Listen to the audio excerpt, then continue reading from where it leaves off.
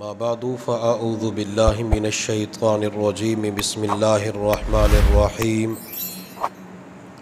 القارعة ما القارعة وما أدراك ما القارعة صدق الله العظيم اللهم صل على سيدنا محمد وعلى آل سيدنا محمد وبارك وسلم۔ اللہ رب العزت نے 30ویں پارے کی سورۃ القاریہ کے اندر ارشاد فرمایا القاریہ۔ اردو زبان کے اندر بعض مفسرین نے اس کا معنی کیا ہے کھڑ کھڑانا، اور بعض حضرات نے اس کا ترجمہ کیا ہے کھٹ کھٹانا،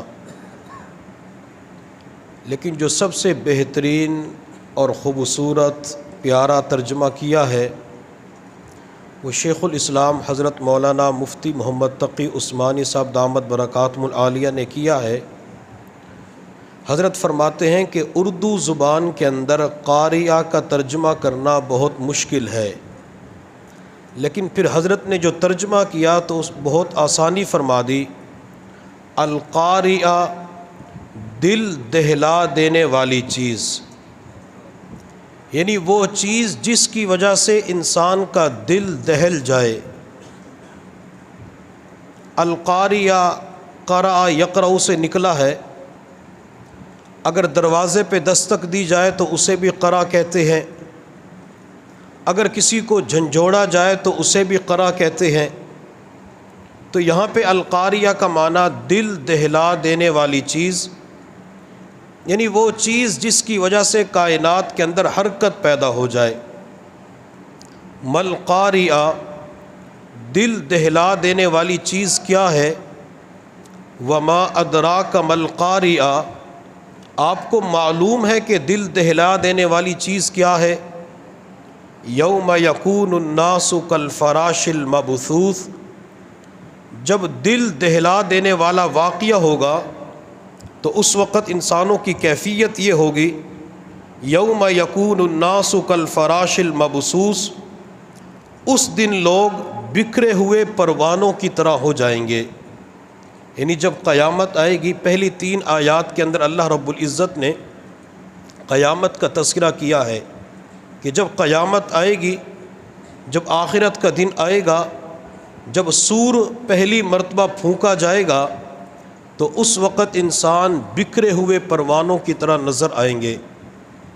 جب بارش ہوتی ہے تو بارش کے بعد آپ نے پروانوں کو، پتنگوں کو دیکھا ہوگا، وہ اوپر نیچے دائیں بائیں ایک دوسرے کے ساتھ آتے ہیں، زمین پہ پڑے ہوئے ہوتے ہیں۔ تو اسی طرح انسانوں کی حالت ہوگی۔ وَتَكُونُ الْجِبَالُ كَالْإِهْنِ الْمَنْفُوشِ، اور پہاڑ اس دن دھنکی ہوئی روئی کی طرح ہو جائیں گے۔ فَأَمَّا مَنْ ثَقُلَتْ مَوَازِينُهُ، جس شخص کی ترازو وزنی ہو گئی، فَهُوَ فِي عِيشَةٍ رَاضِيَةٍ، وہ من پسند زندگی میں ہوگا۔ وَأَمَّا مَنْ خَفَّتْ مَوَازِينُهُ، اور جس شخص کی ترازو ہلکی ہو گئی، فَأُمُّهُ هَاوِيَةٌ، اس شخص کا ٹھکانہ ہاویہ ہوگا۔ وَمَا أَدْرَاكَ مَا هِيَ، آپ کو معلوم ہے کہ ہاویہ کیا ہے؟ آپ کو معلوم ہے کہ وہ گڑھا کیا ہے؟ نار حامیہ، وہ ایک دہکتی ہوئی آگ ہے۔ اللہ رب العزت نے 29ویں پارے اور 30ویں پارے کے اندر اکثر مقامات کے اوپر قیامت کا تذکرہ فرمایا ہے۔ اگر انسان کے دل کے اندر خوف خدا آ جائے اور انسان آخری اور 29ویں پارے کا ترجمہ تفسیر پڑھ لے تو بندہ کبھی بھی رب کی نافرمانی نہیں کرتا۔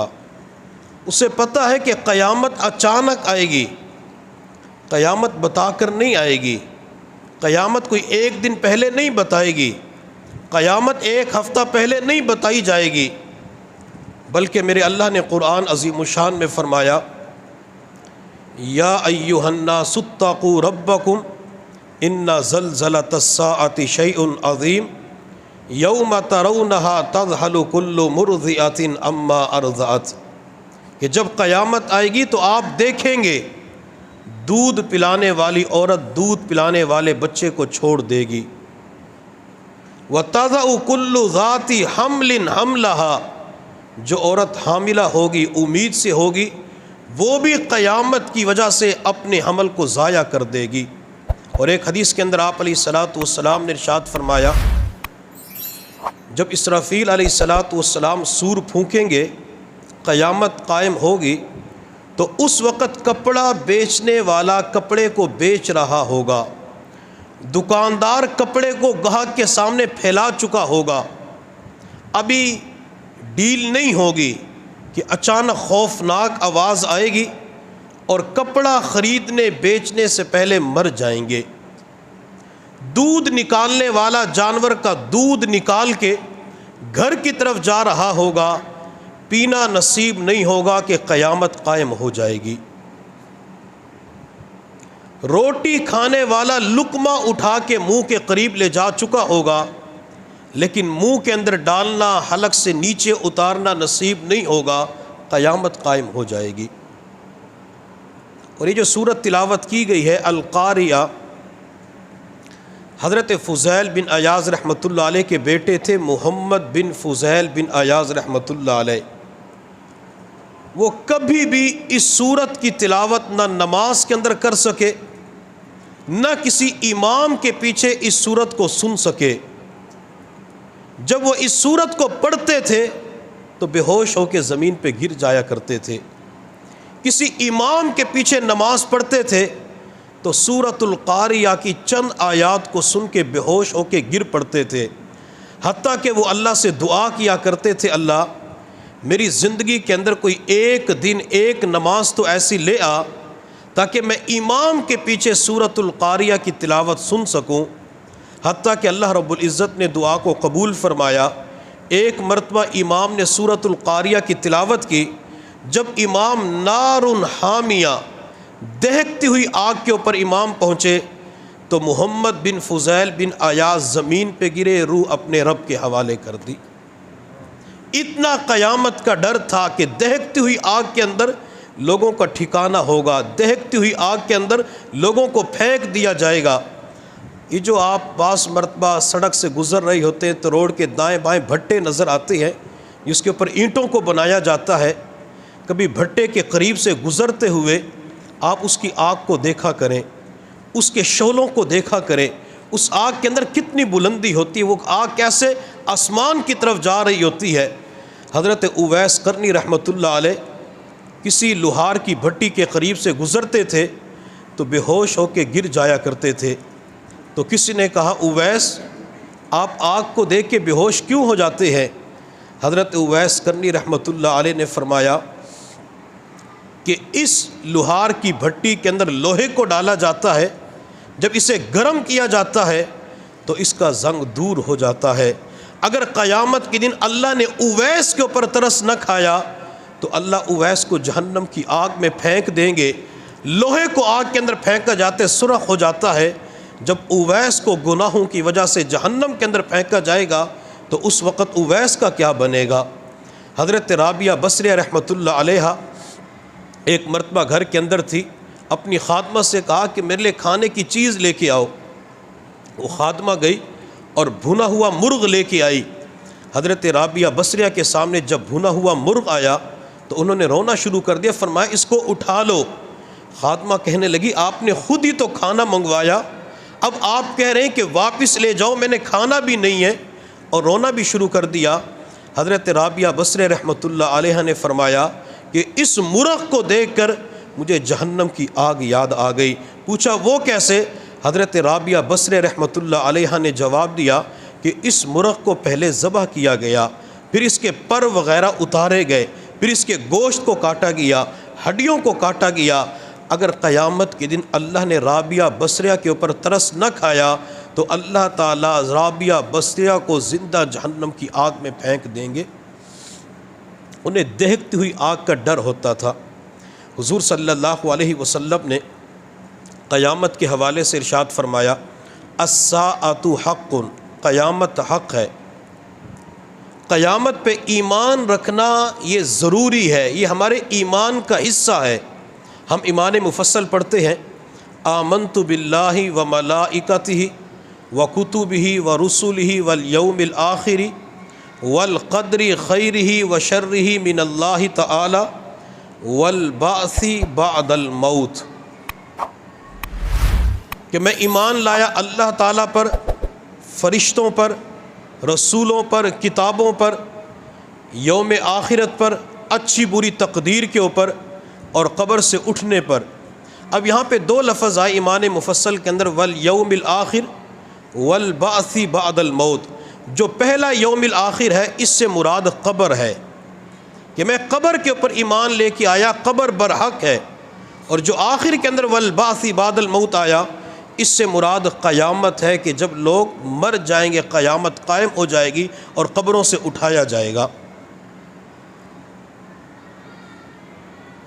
حضور صلی اللہ علیہ وسلم نے ایک حدیث کے اندر ارشاد فرمایا کہ اللہ رب العزت نے مجھے اور قیامت کو اس قدر قریب بھیجا ہے جیسے یہ ہاتھ کی دو انگلیاں آپس کے اندر ملی ہوئی ہیں۔ وہ ہے کہ مجھے اور قیامت کو اکٹھا دنیا کے اندر بھیجا گیا۔ مطلب یہ کہ تمام انبیاء کو بھی اللہ نے قیامت کے بارے میں بتلایا، انبیاء نے امتوں کے بارے میں ڈرایا، لیکن حضور صلی اللہ علیہ وسلم کے بتانے کا مقصد یہ ہے کہ اب قیامت کا وقوع قریب ہے، قیامت کسی وقت بھی آ سکتی ہے۔ بعض مرتبہ لوگ پوچھتے ہیں کہ امام مہدی کب آئیں گے، حضرت عیسیٰ علیہ السلام کب آئیں گے، دجال کا ظہور کب ہوگا، خروج کب ہوگا، یہ سارے معاملات کب ہوں گے۔ سوالات اپنی جگہ پہ، سب سے پہلے ہم اپنے آپ سے پوچھیں کہ ہم نے قیامت کے لیے تیاری کیا کی ہے۔ اگر امام مہدی کا ظہور ہو جائے تو ہم نے اس کے لیے تیاری کیا کی ہے۔ اگر حضرت عیسیٰ علیہ السلام تشریف لے آئے تو ہم نے اس کے لیے تیاری کیا کی ہے۔ حضور صلی اللہ علیہ وسلم کی خدمت میں ایک صحابی حاضر ہوئے، عرض کہ یا رسول اللہ متی الساعہ، قیامت کب آئے گی؟ آپ علیہ السلام نے یہ نہیں فرمایا کہ 40 دن کے بعد آئے گی، آپ نے یہ نہیں فرمایا کہ 1 سال کے بعد آئے گی۔ میرے پیغمبر نے اس کے ذہن کو بدلا، آپ علیہ السلام نے سوال کو بدلا۔ نبی علیہ السلام نے فرمایا کہ تو نے قیامت کے بارے میں سوال کیا ہے، لیکن یہ تو بتا تو نے قیامت کے لیے تیاری کیا کی ہے۔ اس صحابی رضی اللہ تعالی عنہ نے جواب دیا، ماذا اعددت لها من کثیر صلاۃ ولا صیام ولا صدقہ، یا رسول اللہ میرے پاس نہ زیادہ نفلی نمازیں ہیں، نہ زیادہ نفلی روزے ہیں، نہ زیادہ نفلی صدقات ہیں، ولاکنی احب اللہ ورسولہ، میں اللہ اور اس کے رسول کے ساتھ محبت کرتا ہوں۔ میرے محبوب صلی اللہ علیہ وسلم نے ارشاد فرمایا، المرء مع من احب، آپ قیامت کے دن اسی کے ساتھ ہوں گے جس کے ساتھ محبت کرتے ہوں گے۔ تو گوئے کہ نبی علیہ السلام نے بتلا دیا، دنیا کے اندر نیکوں کے ساتھ رہو گے، نیکوں کے ساتھ تعلق ہوگا، اللہ قیامت کے دن بھی ان کے ساتھ آپ کا حشر فرما دیں گے۔ حضرت جبرائیل علیہ السلام حضور صلی اللہ علیہ وسلم کی خدمت میں حاضر ہوئے۔ حضرت جبرائیل نے آ کر چند سوالات پوچھے، اسے حدیث جبرائیل کہا جاتا ہے، بخاری کے اندر بھی ہے اور مشکات شریف کے اندر بھی ہے۔ حضرت جبرائیل علیہ السلام نے آ کے پہلا سوال پوچھا، مل اسلام، دوسرا سوال مل ایمان، اور تیسرا سوال آج کے دور کے حوالے سے تصوف و سلوک کے بارے میں پوچھا۔ مل احسان، یا رسول اللہ احسان کسے کہتے ہیں؟ یا رسول اللہ تصوف و سلوک کسے کہتے ہیں؟ یا رسول اللہ یہ پیری مریدی کسے کہا جاتا ہے؟ یا رسول اللہ یہ تزکیہ تصفیہ کیا ہوتا ہے؟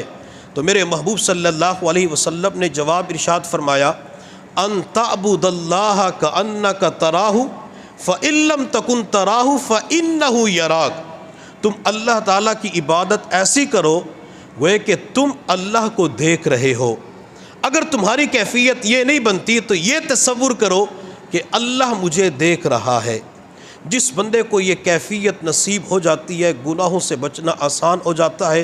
خانقاہوں کے اندر مشائخ اسی چیز کی تعلیم دیتے ہیں کہ چلتے پھرتے، اٹھتے بیٹھتے، کھاتے پیتے، اپنے دل کے اندر یہ دھیان رکھو کہ اللہ مجھے دیکھ رہا ہے، اللہ میرے ساتھ ہے۔ سلسلہ چشتیہ، قادریہ، سہروردیہ کے اندر اکثر مشائخ اپنے مریدین کو باقاعدہ اس کا سبق دیتے ہیں، اللہ حاضری، اللہ ناظری، اللہ معی، کہ اللہ میرے ساتھ ہے، اللہ موجود ہے، اللہ دیکھ رہا ہے۔ حضرت سری سقطی رحمۃ اللہ علیہ فرماتے ہیں کہ میرے ماموں نے بچپن کے اندر میری تربیت کی اور میرے ذمے لگایا کہ رات کو سونے سے پہلے 10 مرتبہ یہی کہنا ہے، اللہ حاضری، اللہ ناظری، اللہ معی۔ فرماتے میں نے اس کے اوپر عمل کرنا شروع کر دیا، کچھ بڑا ہوا تو مجھے فرمایا کہ اب آپ نے 50 مرتبہ کہنا ہے۔ میں نے 50 مرتبہ رات کو سونے سے پہلے پڑھنا شروع کر دیا۔ جب کچھ اور بڑا ہوا تو میرے ماموں نے کہا کہ اب آپ نے رات کو سونے سے پہلے 100 مرتبہ اس کو ضرور پڑھنا ہے، اللہ معی، اللہ حاضری، اللہ ناظری۔ اب جو بچپن سے یہی دہراتا رہا ہو کہ اللہ میرے ساتھ ہے، اللہ مجھے دیکھ رہا ہے، تو اللہ رب العزت نے اپنا استعزار انہیں کتنا عطا فرمایا ہوگا۔ میں اس حدیث کو بعد میں مکمل کرتا ہوں۔ آج کی دنیا میں کہا جاتا ہے کہ جرائم، چوریاں، ڈکیتیاں، قتل و غارت گری، بدکاری، جبری تشدد، جبری زنا، یہ سارا اس وجہ سے ہوتا ہے کہ لوگوں کے پاس علم نہیں ہے، جہالت ہے، علم کی کمی ہے، جہالت زیادہ آ چکی ہے۔ جب ہم پوری دنیا کے اوپر نظر دوڑاتے ہوئے ان ترقی یافتہ ملکوں کو دیکھتے ہیں جہاں سب سے زیادہ تعلیم، معلومات پائی جاتی ہے، لیکن وہاں بھی یہ تمام تر چیزیں پائی جاتی ہیں۔ بعض فلاسفر، دانشور یہ کہہ دیتے ہیں کہ جرائم کی ایک بنیادی وجہ غربت ہے، اگر غربت ختم ہو جائے تو چوریاں ختم ہو سکتی ہیں، ڈکیتیاں ختم ہو سکتی ہیں۔ لیکن ہم جب ان ترقی یافتہ ملکوں کی طرف دیکھتے ہیں کہ جو امیر ممالک کے اندر شمار ہوتے ہیں، یہ تمام تر جرائم وہاں بھی پائے جاتے ہیں۔ بعض محکمے بنائے جاتے ہیں انسداد رشوت ستانی، رشوت کو روکنے کے لیے، لیکن اگر اسی ادارے کے اندر جائیں جب تک وہ نہ دے تو کام ہی نہیں ہوتا۔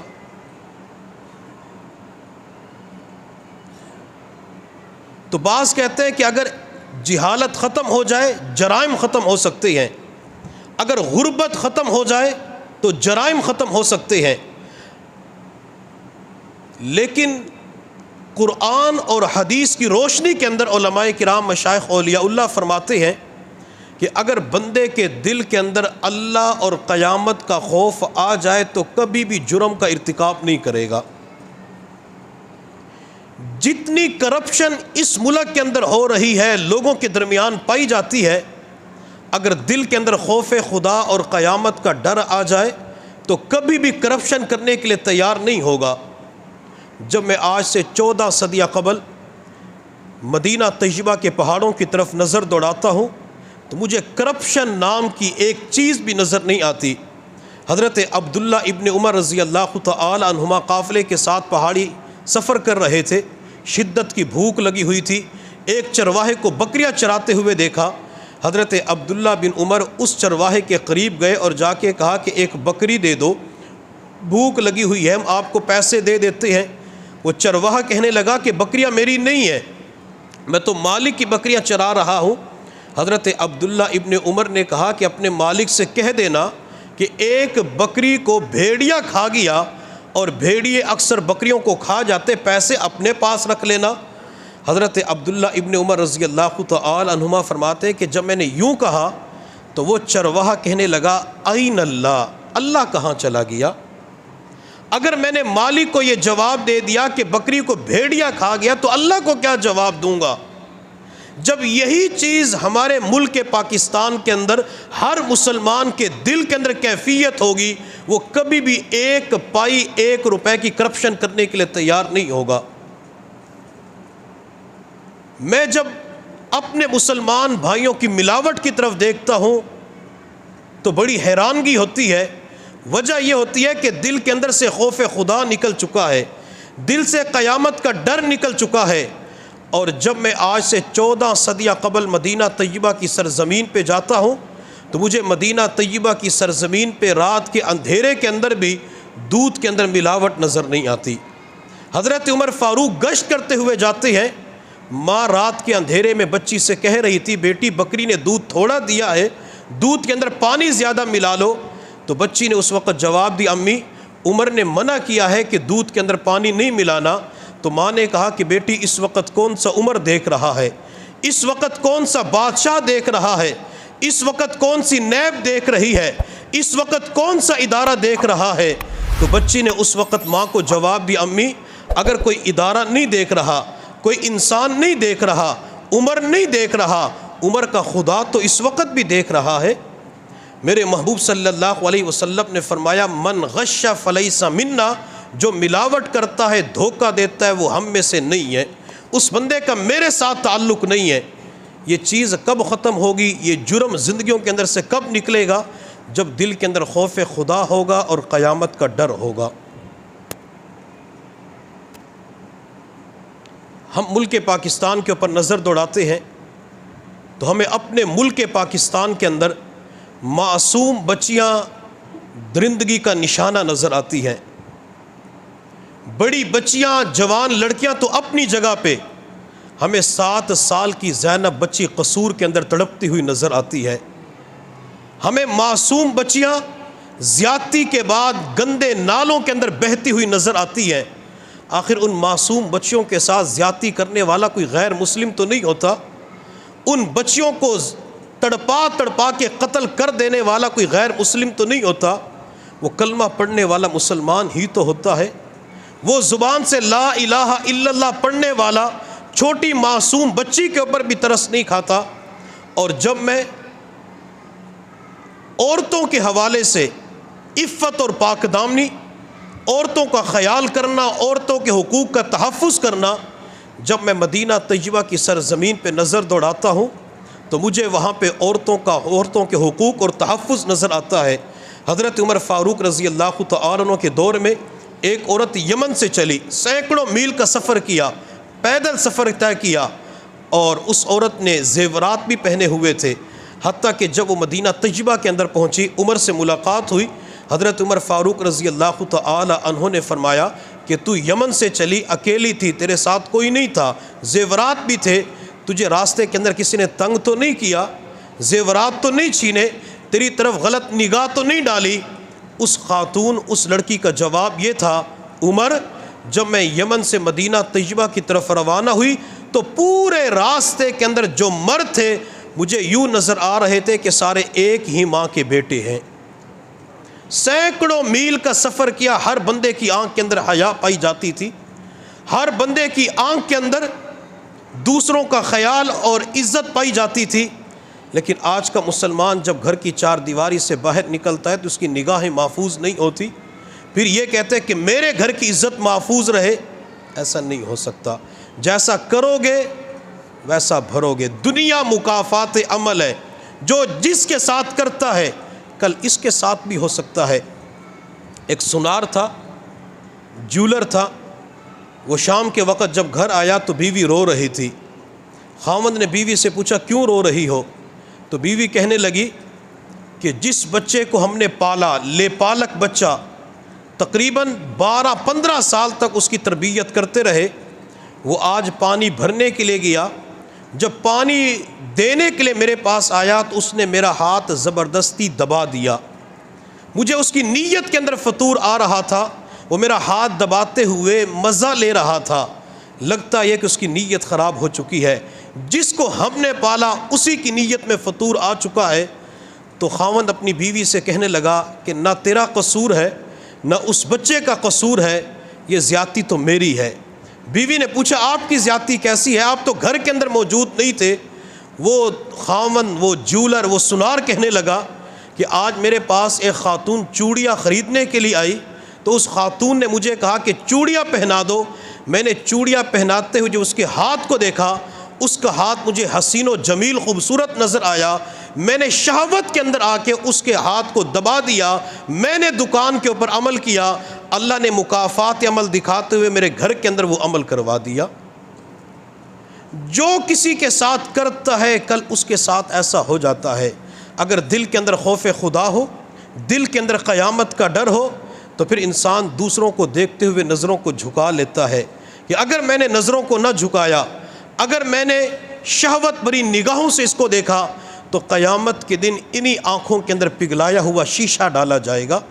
اور میں نوجوانوں سے درخواست کروں گا، جب بھی بد نظری کا موقع ملے، جب بھی کسی خاتون کے اوپر نظر ڈالنے کا موقع ملے، شہوت بھری نگاہ، تو اس وقت اگر بد نظری ہو جائے، گناہ ہو جائے، فوراً معافی مانگ لینا، لیکن اپنے آپ کو مخاطب کر کے یوں کہنا کہ آج اللہ کو دیکھنے کا ایک چانس ضائع کر دیا ہے، اللہ کو دیکھنے کا ایک موقع ضائع کر دیا ہے۔ نوجوان کہتے ہیں کہ دعا کریں خواب کے اندر دیدار مصطفیٰ کی نعمت نصیب ہو جائے، نگاہیں کنٹرول کے اندر نہیں ہے اور دعا مانگتے کہ پیغمبر کی زیارت ہو جائے۔ نوجوان ان نگاہوں کی حفاظت کر کے اللہ سے مانگے، اللہ ایک مرتبہ نہیں بے بہا مرتبہ اپنے محبوب کا دیدار عطا فرما دیتے ہیں۔ تو جب دل کے اندر خوف خدا ہوتا ہے، دل کے اندر اللہ کا ڈر ہوتا ہے، تو بندے کے لیے گناہوں سے بچنا آسان ہو جاتا ہے۔ قیامت کب آئے گی؟ میرے اللہ نے قرآن عظیم الشان میں فرمایا وَيَسْأَلُونَكَ عَنِ السَّاعَةِ أَيَّانَ مُرْسَاهَا قُلْ إِنَّمَا عِلْمُهَا عِنْدَ رَبِّي۔ محبوب یہ آپ سے قیامت کے بارے میں سوال کرتے ہیں، تو آپ ان سے کہیں کہ قیامت کا علم تو اللہ رب العزت کے پاس ہے۔ اور دوسری جگہ میرے اللہ نے فرمایا إِنَّ اللَّهَ عِنْدَهُ عِلْمُ السَّاعَةِ۔ امام مالک رحمۃ اللہ علیہ نے خواب کے اندر حضور صلی اللہ علیہ وسلم کی زیارت کی۔ امام مالک رحمۃ اللہ علیہ نے عرض کیا یا رسول اللہ صلی اللہ علیہ وسلم، میری زندگی کے کتنے دن باقی ہیں؟ تو آپ علیہ الصلوۃ والسلام نے ہاتھ کی 5 انگلیوں سے اشارہ کیا۔ امام مالک رحمۃ اللہ علیہ فرماتے ہیں جب میری آنکھ کھلی میں مطلب سمجھ نہ سکا، 5 دن ہیں، 5 ہفتے ہیں، 5 مہینے ہیں، 5 سال ہیں، کتنے مراد ہیں؟ اس وقت علامہ ابن سیرین رحمۃ اللہ علیہ وہ تھے یا کوئی اور جو خوابوں کی تعبیر کے ماہر تھے، تو ان کے پاس پیغام بھجوایا کہ مجھے اس خواب کی تعبیر بتلائیں۔ تو انہوں نے خواب کی تعبیر دیتے ہوئے ارشاد فرمایا کہ 5 انگلیوں کی طرف اشارہ کرنے سے مراد قرآن پاک کی آیت ہے جس کے اندر اللہ نے 5 چیزوں کا تذکرہ کیا۔ ان اللہ عندہ علم الساعہ وینزل الغیث، کہ قیامت کب آئے گی، بارش کب نازل ہوگی، ماں کے پیٹ کے اندر رحم کے اندر کیا ہے، انسان کل کیا کمائے گا اور انسان کو کس زمین کے اوپر موت آئے گی، ان 5 چیزوں کا علم اللہ رب العزت نے دنیا کے اندر کسی انسان کو نہیں دیا۔ تو قیامت کا علم کسی بھی انسان کے پاس نہیں ہے۔ ان اللہ عندہ علم الساعہ، اللہ کے پاس ہے۔ بات میں کر رہا تھا حدیث جبرائیل کی کہ جبرائیل علیہ الصلوۃ والسلام نے آ کے 3 سوالات پوچھے، نبی علیہ السلام نے جواب دیا۔ حضرت جبرائیل علیہ السلام نے چوتھا سوال کیا متی الساعہ، قیامت کب آئے گی؟ تو میرے محبوب صلی اللہ علیہ وسلم نے ارشاد فرمایا المسئول عنہا بأعلم من السائل، کہ جس سے سوال پوچھا گیا ہے وہ سوال کرنے والے سے زیادہ نہیں جانتا۔ یعنی آپ کو بھی علم نہیں ہے، مجھے بھی علم نہیں ہے کہ قیامت کب آئے گی، اس کا علم تو اللہ رب العزت کو ہے۔ اور حضور صلی اللہ علیہ وسلم نے ارشاد فرمایا لا تقوم القیامہ الا فی الجمعہ، قیامت جمعے کے دن قائم ہوگی۔ اور حضور صلی اللہ علیہ وسلم نے جمعے کا تذکرہ کرتے ہوئے ارشاد فرمایا کہ تمام ایام کا سردار ہفتے کے اندر جمعۃ المبارک ہے۔ جمعہ کے دن آدم علیہ الصلوۃ والسلام کی تخلیق ہوئی، جمعہ ہی کے دن اللہ نے آدم علیہ السلام کو جنت سے زمین پر بھیجا، جمعہ کے دن آدم علیہ الصلوۃ والسلام کی توبہ قبول ہوئی، جمعہ کے دن آدم علیہ الصلوۃ والسلام کی وفات ہوئی، اور جمعہ ہی کے دن قیامت قائم ہوگی۔ اور آپ علیہ الصلوۃ والسلام نے ارشاد فرمایا جمعۃ المبارک کی جب صبح صادق طلوع ہوتی ہے تو انسان اور جنات کے علاوہ تمام مخلوقات کان لگا کر متوجہ ہو جاتی ہے۔ اس وقت اللہ کا اتنا ڈر اور خوف ہوتا ہے کہ وہ تمام مخلوقات ہر چیز کو بھول جاتی ہے، کہ کہیں آج قیامت قائم نہ ہو جائے، کہیں اللہ اسرافیل علیہ السلام کو یہ نہ فرما دے کہ سور پھونک دو، حتیٰ کہ جب سورج طلوع ہو جاتا ہے تو پھر تمام مخلوقات کا ڈر اور خوف دور ہو جاتا ہے۔ صبح صادق سے لے کر اور طلوع آفتاب تک ہر مخلوق انسان اور جنات کے علاوہ وہ ڈری ہوئی ہوتی ہے کہ آج قیامت تو نہیں ہوگی، آج قیامت قائم ہو سکتی ہے۔ اس لیے ہمیں چاہیے کہ ہم بھی جمعے والے دن اللہ رب العزت کا ڈر اور خوف زیادہ دل کے اندر رکھے، دعاؤں کا اہتمام کیا کریں۔ لیکن بڑے افسوس سے کہنا پڑتا ہے، ہم تو بعض مرتبہ دیکھتے ہیں کہ جو فلمیں ریلیز کی جاتی ہیں تو انتخاب جمعہ ہی کا دن کیا جاتا ہے۔ جمعے کے دن نوجوانوں کو اخبار پڑھنے کا شوق ہوتا ہے، لیکن آج کل تو اخبار کا سلسلہ کم ہوتا جا رہا ہے۔ میرے پاس آج سے چند سال پہلے ایک مدرسے کا طالب علم آیا، 6 سال کے اندر پڑھ رہا تھا، تو اس نے مجھے ایک تصویر لا کے دی، اس کے لڑکی کی تصویر تھی۔ تو میں نے کہا یہ کیا؟ کہتا یہ میری منگیتر ہے، تو آپ اس کے لیے دعا کریں کہ میرا اس کے ساتھ نکاح جلدی ہو جائے۔ میں نے کہا استغفر اللہ، پیروں کا کام یہی رہ گیا کہ منگیتر کی تصویر دیکھ کے دعا کریں۔ میں نے اس سے پوچھا معمولات کی پابندی کرتے ہیں؟ کہتے معمولات نہیں کرتا۔ میں نے کہا عصر کے بعد کیا کرتے ہو؟ کہنے لگا عصر کی نماز کے بعد ایک ہوٹل پہ جاتا ہوں، چائے کی چسکی لیتا ہوں، کپ پیتا ہوں اور اخبار کا مطالعہ کرتا ہوں۔ تو میں نے کہا اخبار کے اندر کیا پڑھتے ہو؟ کہتے اخبار کے اندر جو شوبز کا صفحہ ہوتا ہے جس کے اوپر فلمیں، ڈرامے اور اداکار ہوتے ہیں، تو اس کو دیکھتا اور پڑھتا ہوں کہ سلمان خان کی نئی فلم کب آئے گی، عامر خان کی نئی فلم کب آئے گی۔ 6 سال کے اندر پڑھنے والا قرآن کا حافظ ہے، لیکن فلم دیکھنے کے اندر، نئی فلم کے چسکے کے اندر، گناہوں کے سمندر کے اندر، دلدل کے اندر پھنس چکا ہے۔ جمعہ کا دن تو ڈرنے کا دن ہے، جمعہ کے دن تو معافی زیادہ مانگنی چاہیے کہ کہیں قیامت قائم نہ ہو جائے۔ اور قیامت کا ایک دن کتنا ہوگا؟ میں نے چند دن پہلے بتایا تھا، 50,000 سال کا ایک دن ہوگا۔ اور کس کے لیے ہوگا؟ گناہگاروں کے لیے ہوگا، نافرمانوں کے لیے ہوگا۔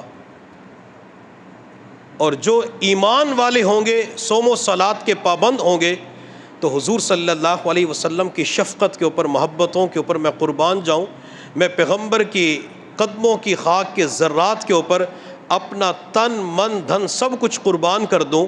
میرے محبوب صلی اللہ علیہ وسلم نے ارشاد فرمایا، اہل ایمان کے لیے قیامت کا دن ظہر اور عصر سے لے کر جتنا وقت ہوتا ہے اتنی مقدار کا ہوگا۔ اب یہ ہر بندے کے اختیار میں ہے، وہ 50,000 سال کا پورا لمبا دن چاہتا ہے یا مختصر وقت چاہتا ہے۔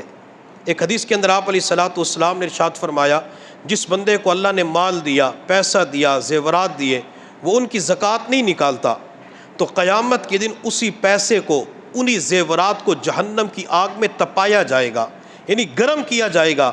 گرم کرنے کے بعد اس بندے کی پیشانی کو داغ لگائے جائیں گے جب تک کہ حساب و کتاب سے لوگ فارغ نہ ہو جائیں۔ گوئے کہ زکوٰۃ نہ دینے والا 50,000 سال تک محشر کے میدان میں، جہنم کا عذاب تو بعد میں ہوگا، یہ عذاب محشر کے میدان میں ہوگا۔ 50,000 سال تک زکوٰۃ نہ دینے والوں کو اس عذاب کے اندر مبتلا کر دیا جائے گا۔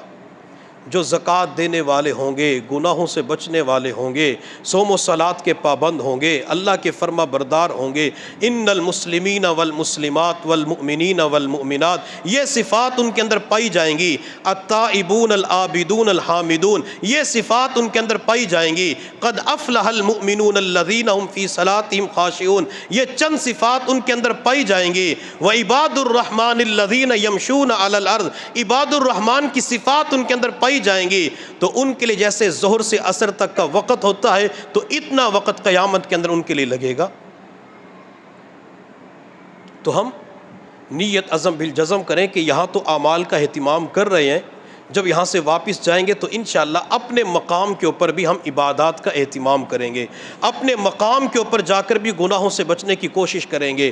بعض مرتبہ ایسا ہوتا ہے کہ جب چاند رات قریب آ رہی ہوتی ہے تو نفس ہمارا پھر شرارتیں کرنا شروع کر دیتا ہے کہ چاند رات آ رہی ہے، دوست احباب تجھے لینے کے لیے مسجد میں آئیں گے، وہ گلابوں کا ہار بھی لے کے آئیں گے، پیسوں کا ہار تجھے گلے کے اندر پہنائیں گے اور تجھے یہاں سے سیدھا بازار کی طرف لے کے جائیں گے۔ کیوں؟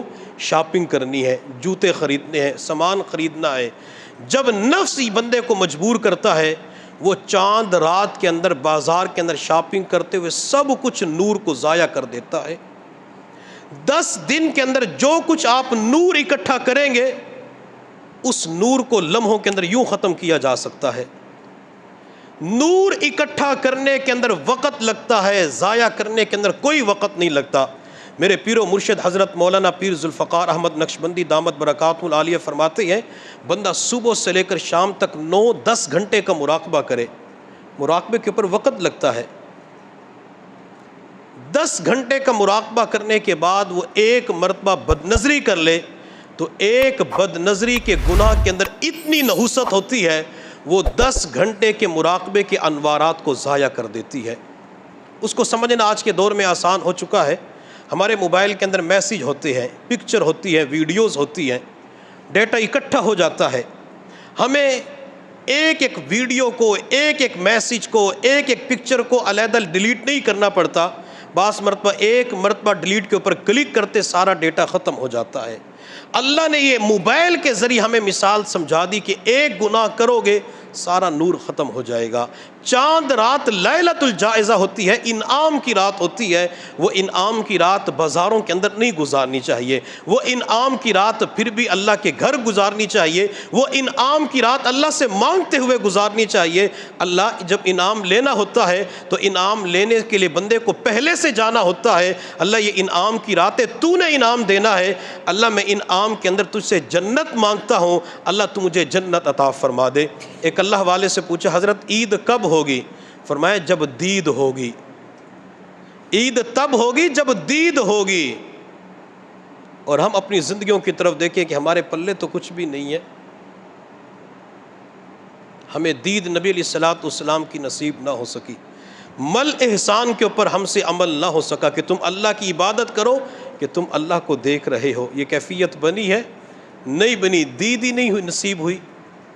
ہم اس کیفیت کو تو حاصل کریں کہ میں اللہ کو دیکھ رہا ہوں۔ اگر یہ کیفیت نہیں تو اللہ مجھے دیکھ رہے ہیں۔ یہ جو نماز کا طریقہ بیان کیا گیا، خاص کر جو سورۃ الفاتحہ والا، یعنی جب بندہ کہتے ہیں الحمدللہ رب العالمین تو اللہ کیا فرماتے ہیں؟ حمیدنی عبدی۔ سنا ہے اپنے کانوں سے؟ جماعت اپنی جگہ پہ کہ ہم نے اس کیفیت کو تنہائی کے اندر کھڑے ہو کے بنایا ہے کہ میں 2 رکعت نماز کی نیت باندھوں اور میں یہ ارادہ کر لوں کہ میں نے 2 نفل کے اندر زیادہ وقت لگانا ہے، جلدی ختم نہیں کرنے۔ میں نے تکبیر تحریمہ کے بعد دونوں ہاتھ ناف کے نیچے باندھ لیے، میں نے جب سورہ فاتحہ شروع کی الحمدللہ رب العالمین وقف کیا، اللہ کی طرف سے جواب آیا حمیدنی عبدی۔ اب میں پڑھتا ہوں الرحمن الرحیم، اللہ کی طرف سے جواب آیا اثنا علی عبدی، کہ میرے بندے نے میری ثنا بیان کی ہے۔ تو یہ کیفیات حاصل کرنے کے لیے بندے کو پریکٹس کرنی پڑتی ہے، بندے کو مشق کرنی پڑتی ہے۔ جب تک بندہ مشق نہیں کرتا، بندے کی زبان پھر نماز کے اندر ویسے ہی تیز چل رہی ہوتی ہے۔ تو ہم نیک اعمال کا اہتمام کریں۔ تو قیامت کا علم کسی کو نہیں ہے، اور قیامت کب آئے گی؟ جمعے والے دن آئے گی۔ جمعے والے دن ہمیں اللہ سے ڈرنا چاہیے۔ اور حضور صلی اللہ علیہ وسلم نے ایک حدیث کے اندر ارشاد فرمایا کہ اللہ نے اسرافیل علیہ الصلوۃ والسلام کے ذمے سور پھونکنے کی ڈیوٹی لگائی ہے، اور جب سے اللہ نے ڈیوٹی لگائی ہے، وہ اسرافیل اپنی دونوں آنکھوں کو کھول کر عرش کی طرف اٹھا کے یوں کھڑا ہوا ہے۔ جب سے اللہ نے ڈیوٹی لگائی ہے وہ آنکھیں یوں کھول کے کھڑا ہوا ہے۔ نبی علیہ السلام نے فرمایا اس کی آنکھیں یوں لگتی ہیں جیسے 2 روشن ستارے ہوں۔ وہ انتظار میں ہے کہ رب کی طرف سے حکم آ جائے تو میں سور پھونک دوں۔ وہ پلک بھی نہیں جھپک سکتا کہ کہیں رب کی نافرمانی نہ ہو جائے۔ میں پلک جھپکوں اور رب کی طرف سے آواز آ جائے کہ سور پھونک دو۔ حضرات صحابہ کرام نے جب یہ سنا تو نبی علیہ الصلوۃ والسلام کی خدمت میں عرض کہ یا رسول اللہ ہم کیا کریں، اس وقت ہم کیا کہیں؟ تو میرے محبوب صلی اللہ علیہ وسلم نے فرمایا اس وقت کہو حسبنا اللہ و نعم الوکیل وعلی اللہ توکلنا، علی اللہ توکلنا ربنا، کہ ہمارے لیے اللہ ہی کافی ہے، ہم اس وظیفے کو بار بار پڑھا کریں. حسبنا اللہ و نعم الوکیل، نعم المولا و نعم النصیر، اس کو پڑھ لیا کریں. یا حسبی اللہ اکیلا پڑھ لیا کریں، یا حسبی اللہ و نعم الوکیل پڑھ لیا کریں. بلکہ آج آپ کو ایک وظیفہ بتا دیتا ہوں، اگر اس وظیفے کو ہر نماز کے بعد کریں گے اللہ 10 قسم کی آفات و بلیات سے محفوظ فرمائیں گے. میرے محبوب صلی اللہ علیہ وسلم نے فرمایا کہ صبح و شام پڑھ لیا کرو، یہ صبح پڑھ لیا کرو.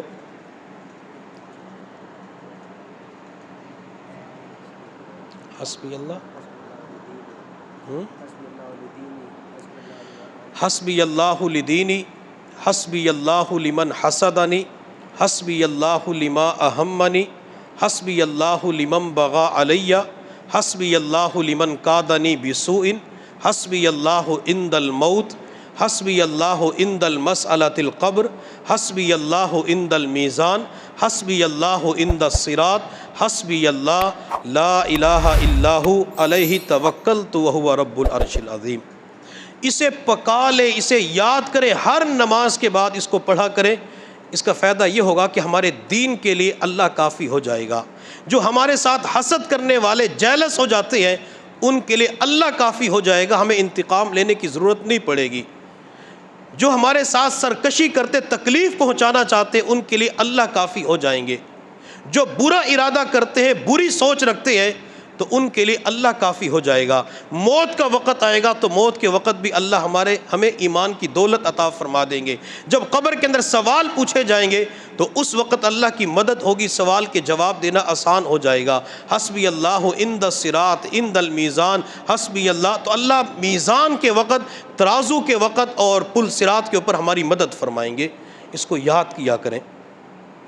اور اگر کوئی بندہ پریشانی کے اندر مبتلا ہو، پریشانی بڑی ہے یا چھوٹی دور نہ ہو رہی ہو، تو وہ بندہ فجر کی نماز کے بعد 313 مرتبہ حسبنا اللہ و نعم الوکیل پڑھے، اللہ تعالیٰ اس کی پریشانی کو دور فرما دیں گے. تو نبی علیہ الصلوۃ والسلام نے حضرات صحابہ کرام سے فرمایا کہ تم جمعہ والے دن گویا کہ حسبنا اللہ و نعم الوکیل اس کا اہتمام ضرور کر لیا کرو. تو ہمیں چاہیے کہ جمعہ والے دن ہم دعاؤں کا اہتمام بھی کیا کریں، نمازوں کا اہتمام بھی کیا کریں، اور اللہ تعالیٰ سے معافی بھی مانگا کریں. سور پھونکنے کی ذمہ داری کس کی ہے؟ حضرت اسرافیل علیہ الصلوۃ والسلام کی. اور حضرت اسرافیل علیہ الصلوۃ والسلام نے 3 سور پھونکنے ہیں. ٹھیک ہے، میں نے آپ کو پہلے ہی بتایا تھا کہ کتنے سور پھونکنے ہیں. کتنے؟ 2 پھونک. میں نے سورۃ الزلزال کے اندر آپ کو بتایا تھا پہلا سور کیوں پھونکا جائے گا؟ کائنات کو ختم کرنے کے لیے. اور دوسرا سور کیوں پھونکا جائے گا؟ کہ لوگوں کو دوبارہ اٹھانے کے لیے. جب قیامت آئے گی تو اللہ تعالیٰ کائنات کی تمام چیزوں کو ختم فرما دیں گے. سورج کے بارے میں، آسمان کے بارے میں، پہاڑوں کے بارے میں، ستاروں کے بارے میں اللہ رب العزت نے اما پارہ کے اندر اور 29ویں پارے کے اندر مختلف جگہ پہ اس کا تذکرہ کیا کہ جب قیامت آئے گی، یوم نطوی السماء کطی السجل للکتب، ہم آسمان کو لپیٹ دیں گے جیسے لکھے ہوئے کاغذ کو لپیٹ دیا جاتا ہے. تو اللہ فرماتے ہیں آسمان کو قیامت کے دن اسی طرح لپیٹ دیا جائے گا. اور دوسری جگہ میرے اللہ نے فرمایا والسماوات مطویات بیمینی، اللہ تعالیٰ آسمان کو لپیٹ کر دائیں ہاتھ میں پکڑ لیں گے. اور ایک حدیث قدسی ہے، حضور صلی اللہ علیہ وسلم نے فرمایا، اللہ فرماتے ہیں کہ قیامت کے دن زمین میری مٹھی میں ہوگی اور آسمان کو لپیٹ کر دہنے ہاتھ میں لوں گا، اور میں اس وقت کہوں گا این الملوک، بادشاہ کہاں ہے؟ این الجبارون، جبار کہاں ہیں؟ این المتکبرون، تکبر کرنے والے، اللہ کی زمین پہ اکڑ کے چلنے والے، وہ کہاں پہ ہے؟ کوئی بھی اس وقت جواب نہیں دے گا. پھر اللہ فرمائیں گے للہ الواحد القہار، آج اکیلے اللہ قہار کی بادشاہت ہے. اور میں یہاں پہ ایک بات عرض کروں کہ کبھی بھی انسان تکبر کا بول نہ بولے، کبھی بھی انسان تکبر کا مظاہرہ نہ کرے. جو پروردگار جوانی دے سکتا ہے وہ لے بھی سکتا ہے. ایک نوجوان سینہ تان کی اکڑ اکڑ کے جا رہا تھا، اللہ والے نے فرمایا بیٹا ولا تمشی فی الارض مرحا انک لن تخرق الارض ولن تبلغ الجبال طولا، اللہ کی زمین پہ اکڑ کے نہ چلو. نوجوان کہنے لگا بوڑھے میاں تو مجھے جانتا ہے میں کون ہوں؟ اللہ والے نے فرمایا بیٹا تجھے اچھی طرح جانتا ہوں کون ہے۔ کہنے لگا کون ہوں؟ اللہ والے نے فرمایا تیری ابتدا ایک ناپاک پانی کا قطرہ ہے، تیری انتہا مردار بدبودار ہے، مر جائے گا، فنا ہو جائے گا، مٹی ہو جائے گا۔ اگر تجھے دفن نہ کرے تیرے جسم سے گندی سمیل آنا شروع ہو جائے، بدبو آنا شروع ہو جائے، تیرے جسم کو کیڑے کھا جائیں، اور اس وقت تیری حالت یہ ہے کہ تو پیٹ کے اندر گندگی اٹھائے پھرتا ہے۔ یہ تو اللہ کی ستاری کا معاملہ ہے جس پروردگار نے پیٹ کے گند کو چھپایا ہوا ہے۔ اگر وہ اللہ اس گند کو ظاہر کر دے تو شاید کوئی بندہ تجھے دنیا کے اندر سلام ہی نہ کرے۔ تو کون ہوتے اللہ کی زمین پہ اکڑ اکڑ کے چلنے والا؟ ایک امیر زمیندار بندہ جس کو اللہ نے اتنی پراپرٹی عطا فرمائی کہ ریلوے کے 3 اسٹیشن اس کی زمین کے اندر بنے ہوئے تھے۔ ایک مرتبہ دوستوں کے ساتھ شہر کے چوک پہ کھڑے ہو کر آئس کریم کھا رہا تھا۔ دوستوں میں سے کسی نے کہا کہ آج کل میرے حالات ٹھیک نہیں، کاروبار کو وقت زیادہ دینا پڑتا ہے۔ اس امیر زمیندار نے کہا تم پریشان ہوتے مال آئے گا کہاں سے، اور میں پریشان ہوتا ہوں مال لگاؤں گا کہاں پہ؟ اب تو میں نے اتنا کما لیا، اللہ بھی غریب کرنا چاہے تو مجھے غریب نہیں کر سکتا۔ استغفر اللہ، یہ تکبر کا بول بولا۔ میرے اللہ کو تکبر کا بول ہرگز پسند نہیں ہے۔ الکبریاء ردائی، کبریا تو اللہ فرماتے میری چادر ہے، جو مجھ سے چھیننے کی کوشش کرے گا میں اس کو ٹکڑے ٹکڑے کر کے رکھ دوں گا۔ جب اس نے تکبر کا بول پڑا میرے پروردگار نے اسی وقت اس بندے کو پکڑا، فالج کا حملہ ہوا، دائیں طرف کی سائیڈ بالکل سن ہو گئی، حتیٰ کہ چند دنوں کے بعد دنیا سے چلا گیا۔ اس کا ایک ہی بیٹا تھا، جو جتنا زیادہ امیر ہوتا ہے بعض مرتبہ بیٹا یا بیٹی بھی ایک ہی ہوتی ہے۔ جب یہ بچہ بڑا ہوا گھر کے اندر دولت کی فراوانی دیکھی، دولت کی ریل پیل دیکھی، اسے غلط دوستوں کی صحبت مل گئی، غلط دوستوں کی سنگت مل گئی، جو شراب اور کباب کے اندر مبتلا ہو گیا۔ اس دوست کو بندے نوجوان کو ملک پاکستان کے اندر چین نہ آیا، اپنی خواہشات کو پورا کرنے کے لیے بیرون ملک کلبوں کے اندر جایا کرتا تھا، عیاشوں کے لیے راتیں گزارتا تھا، حتیٰ کہ وقت گزرتا چلا گیا۔ جس شہر کے چوک پہ کھڑے ہو کر اس لڑکے کے والد نے کہا تھا کہ اللہ بھی مجھے غریب نہیں کر سکتا، دنیا والوں نے چند سالوں کے اندر دیکھا اسی شہر کے چوک کے اوپر کھڑے ہو کر وہی نوجوان لوگوں سے بھیک مانگ رہا تھا۔ اللہ نے دکھا دیا دے سکتا ہوں تو واپس لے بھی سکتا ہوں۔ تو آسمان قیامت کے دن لپیٹ دیا جائے گا اور یہ زمین بھی لپیٹ دی جائے گی۔ قیامت کے دن زمین اللہ کی بارگاہ میں کسی کے حق میں گواہی دے گی، کسی کے خلاف گواہی دے گی۔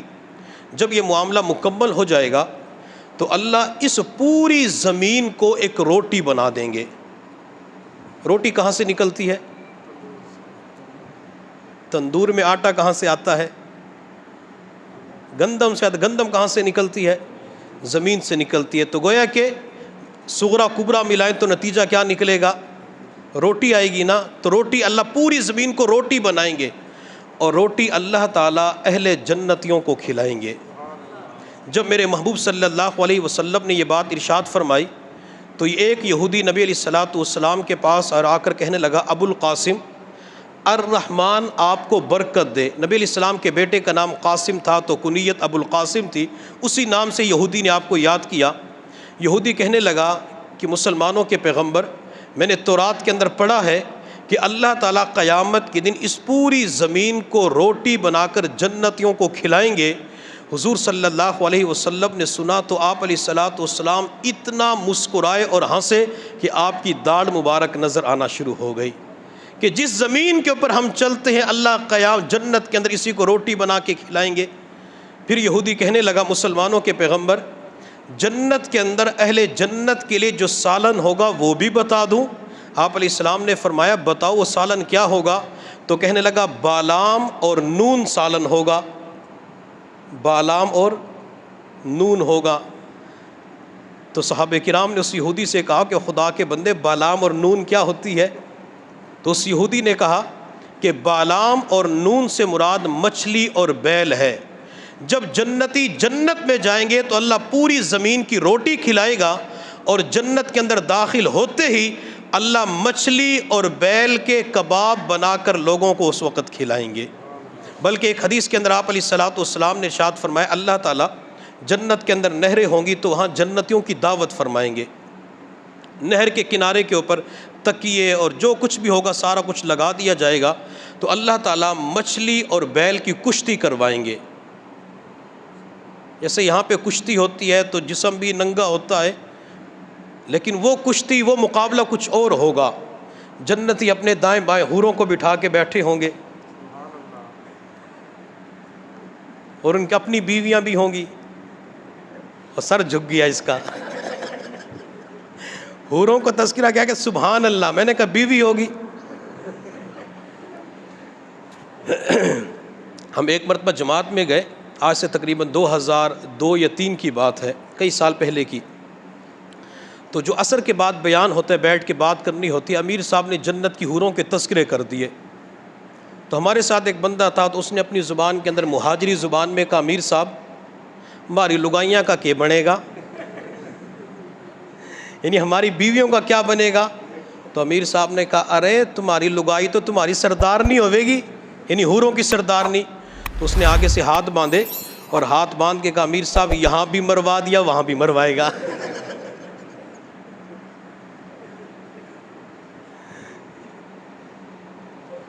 نبی علیہ الصلوۃ والسلام نے حدیث کے انشاءاللہ اللہ نے موقع دیا تو جنت کا تذکرہ ضرور کریں گے کہ جنت کے اندر کیا ہوگا، جنت کے اندر کیا نعمتیں ہوں گی۔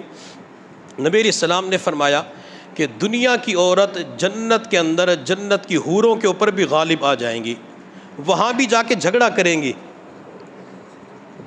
صحیح کہہ رہا ہوں، حدیث پاک کا مفہوم ہے جب یہ دنیا کی عورت جائے گی جنت کی حوریں کہیں گی کہ ہمارے اندر تو کوئی گندگی نہیں ہے، ہم تو یوں ہیں نور سے بنی فلاں چیز سے بنی، تمہارے پاس کیا ہے؟ تو دنیا کی عورتیں کہیں گی ہم نماز پڑھتی تھی تم نماز نہیں پڑھتی تھی، ہم روزے رکھتی تھی تمہارے پاس روزے نہیں ہیں۔ نبی علیہ السلام نے فرمایا کہ ان باتوں کی وجہ سے دنیا کی عورت جنت کی حور پہ غالب آ جائے گی، تو وہاں بھی یہ سلسلہ ہوگا۔ تو اس سے پتہ چلا کہ وہاں سلسلہ اگر دیکھنا ہے تو یہاں بھی برداشت کرنا ہوگا۔ وہ ایک بندہ تھا،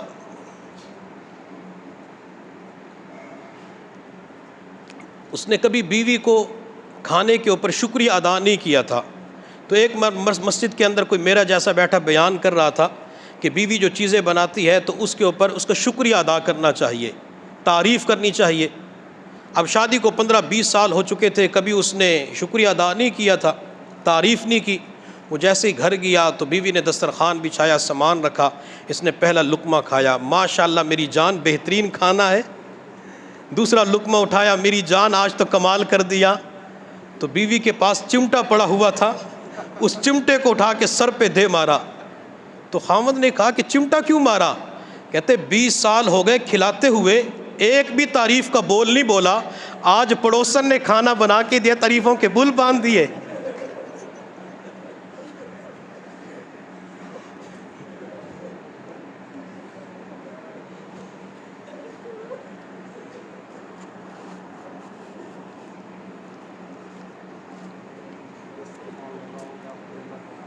بعض مرتبہ لینے کے دینے پڑ جاتے ہیں۔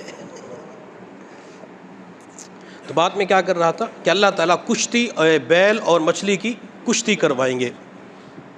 جنتی اس مقابلے کو دیکھ کر بڑے لطف اندوز ہوں گے۔ اللہ تعالیٰ فرمائیں گے کہ اب یہی چیز تمہیں کھلا دوں؟ تو جنتی کہیں گے جی اللہ کھلا دے۔ پہلے لطف اندوز ہوتے رہے دیکھ کر، اب یہ اندر جائے گا تو اور زیادہ لطف اندوز ہوں گے۔ تو حدیث مبارکہ کا مفہوم ہے کہ اللہ تعالیٰ بیل اور مچھلی کے کباب بنا کر ان جنتیوں کو کھلا دیں گے۔ تو قیامت کے دن اس زمین کو کیا کیا جائے گا؟ روٹی بنا دیا جائے گا۔ اگر روٹی زمین پہ پڑی ہو تو بندہ اس کے اوپر غلط حرکت کرتا ہے؟ تو جب یہ زمین پوری روٹی بنائی جائے گی تو ہمیں پھر یہ چیز زیب دیتی ہے کہ اس کے اوپر گناہ کریں؟ ہمیں یہ بات زیب دیتی ہے کہ اللہ کی نافرمانی کریں؟ نہیں۔ سورج کے بارے میں اللہ رب العزت نے ارشاد فرمایا اذا الشمس کورت، سورج بے نور ہو جائے گا۔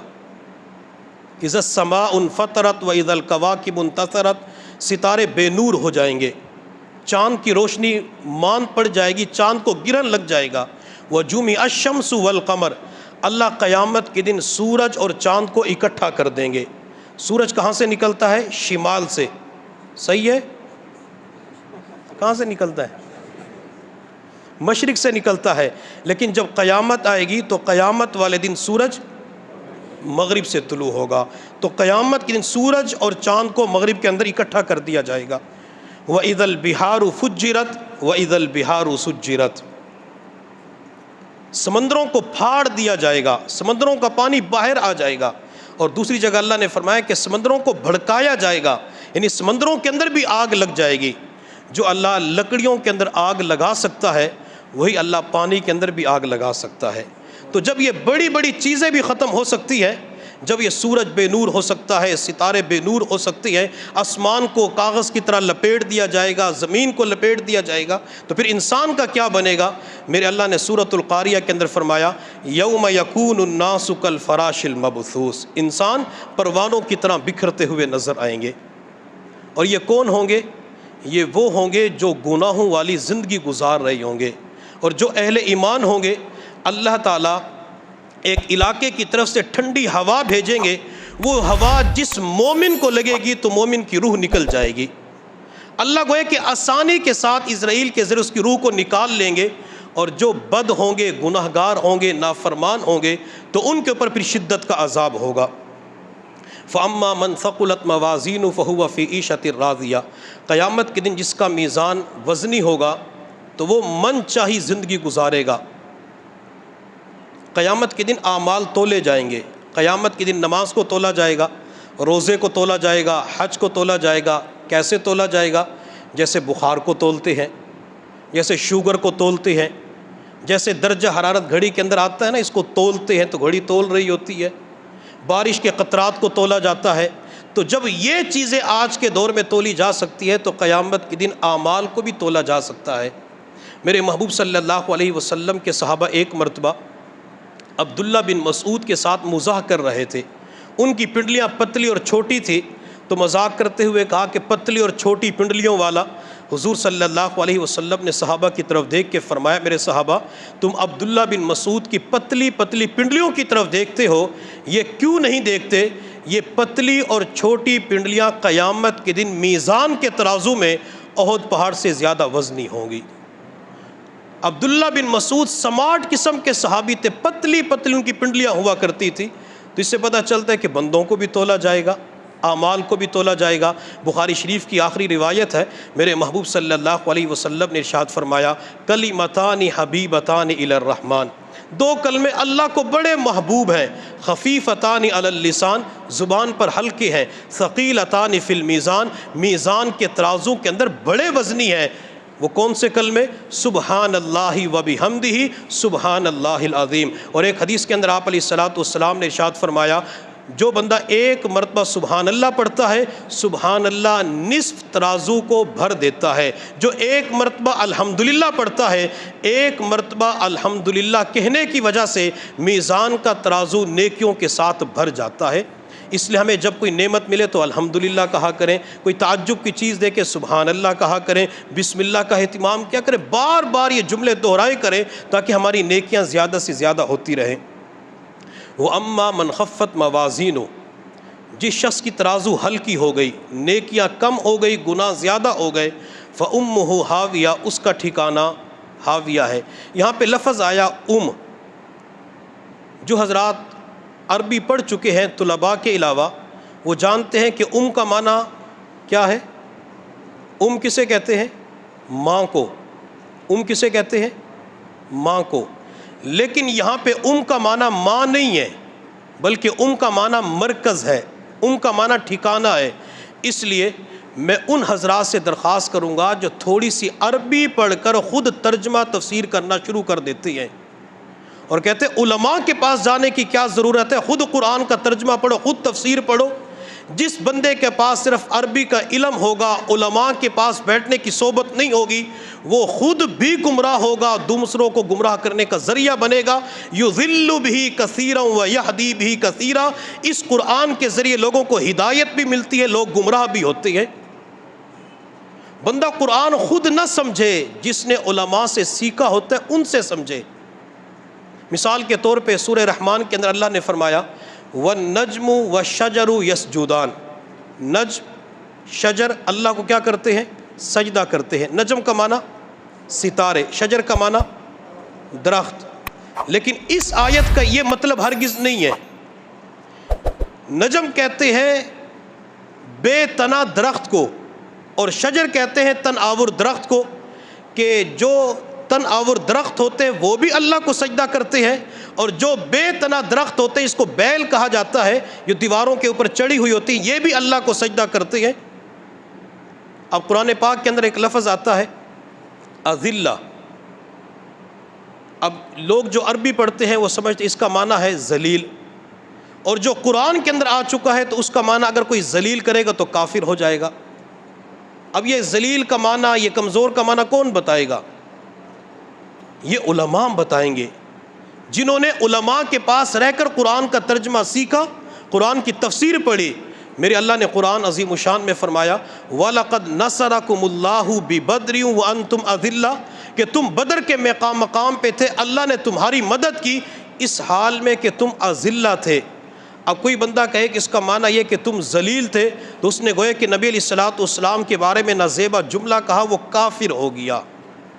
اس کا معنی ہرگز ذلیل نہیں ہے، اس کا معنی کمزور ہے، کہ تم اس وقت کمزور تھے تو اللہ نے تمہاری مدد کی۔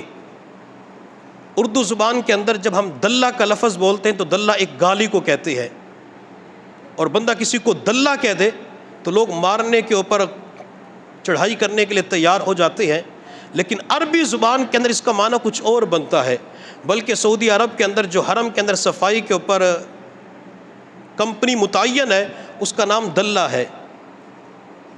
جو گاڑیاں بسیں حاجیوں کو عرفات مینا کی طرف لے کے جاتی ہیں، تو جو بڑی کمپنی نظر آتی ہے وہاں پہ وہ دلہ کی نظر آتی ہے۔ اب دلہ اردو زبان کے اندر اور معنی بنتا ہے، عربی زبان کے اندر اس کا اور معنی بنتا ہے۔ بندر کسے کہتے ہیں؟ جنگلی جانور کو، لیکن عربی زبان کے اندر اس کا معنی کچھ اور بنتا ہے۔ عربی زبان کے اندر بندر خوبصورت انسان کو کہتے ہیں، بلکہ اس وقت بیت اللہ کے ایک امام ہے، ان کا نام بھی بندر ہے۔ بندر ہے یا بندر ہے، تو زبان کے بدلنے کی وجہ سے معنی بدل جاتا ہے۔ میرے اللہ نے قرآن میں فرمایا یا ایھا الذین آمنوا اتقوا اللہ وقولوا قولا سدیدا یصلح لکم اعمالکم۔ اب جو صرف عربی کے اوپر اکتفا کرنے والا وہ اس کا ترجمہ یوں کرے گا اللہ تمہارے اعمال کی اصلاح کرے گا، ہرگز کا یہ معنی نہیں ہے۔ اس کا معنی کیا ہے؟ کہ اللہ تمہارے اعمال کو قبول کرے گا اور تمہیں معاف کرے گا۔ تو لہٰذا خود عربی پڑھ کر قرآن کا ترجمہ کرنے کی کوشش نہ کریں، خود عربی پڑھ کر قرآن کی تفسیر کرنے کی کوشش نہ کریں، بلکہ کسی عالم سے سیکھنا چاہیے، عالم سے تفسیر پڑھنی چاہیے، تب جا کے بندے کو پتہ چلتا ہے کہ اس کا معنی کیا ہے، سیاق و سباق کیا ہے، ربط کیا ہے، یہ آیت کب نازل ہوئی، اس کا ترجمہ کیا بنتا ہے، اس کا مفہوم کیا بنتا ہے۔ سیدہ عائشہ صدیقہ رضی اللہ تعالی عنہا نے نبی علیہ الصلوۃ والسلام سے عرض کہ یا رسول اللہ من یعمل سوءا یجزا بہ۔ اس آیت کو پڑھ کے تو یوں لگتا ہے کہ ہر بندہ جہنم کے اندر جائے گا۔ اس کا ترجمہ کیا بنے گا کہ جو تم میں سے برا عمل کرے گا اس کا بدلہ دیا جائے گا۔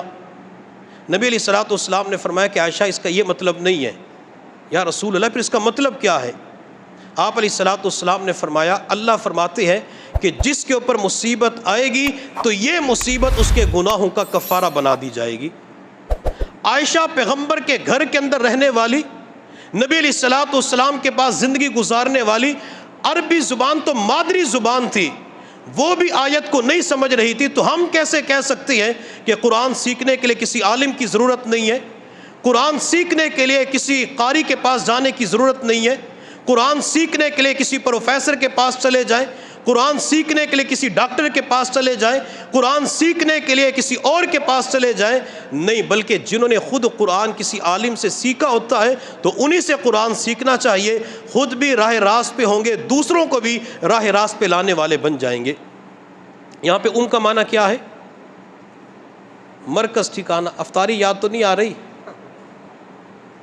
فَأُمُّهُ ہاویہ، اس کا ٹھکانہ ہاویہ ہوگا۔ وما ادراک ما ہی، اللہ فرماتے ہیں کہ آپ کو معلوم ہے کہ وہ ہاویہ ماہیہ کیا ہے؟